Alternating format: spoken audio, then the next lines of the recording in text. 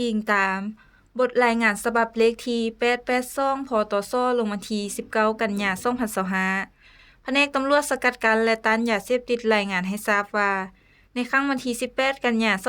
2025ทางเจ้าหน้าที่ประจำจุดกวดกาป้อมโคกหลวงได้กวดการถปกติตกมาฮอดเวลาประมาณ 17 โมง ได้มีรถ6ล้อสีขาวยี่ห้อ JMC หมายเลขทะเบียนบก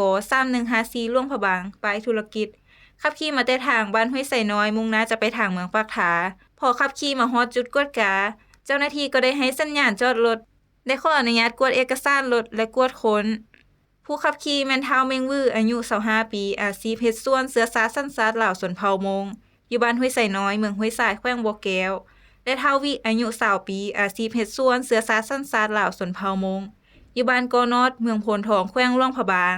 แม่นคนขี่รถมานำ ผ่านการกวดค้นได้พบเห็นยาเสพติดประเภทยาบ้าจำนวน900มัดได้ซุกเสื่องไว้ทั้งน้ำและข้างประตูรถทางเจ้าหน้าที่จึงได้กักตัวพวกเกี่ยวพร้อมเครื่องข้องกลางมามอบให้เจ้าหน้าที่แผนกตำรวจสกัดกั้นและต้านยาเสพติดเพื่อดำเนินการสืบสวนสอบสวนเครื่องข้องกลางและเครื่องติดโตมีคือ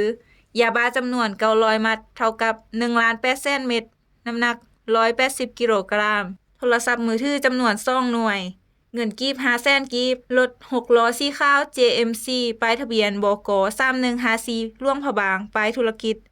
เจ้าหน้าที่แผนกตำรวจสกัดกั้นและต้านยาเสพติดปกสแขวงบ่อแก้วพร้อมดำเนินการสืบสวนสอบสวนเพื่อซอกหาบรรดากลุ่มแก๊งต่อไป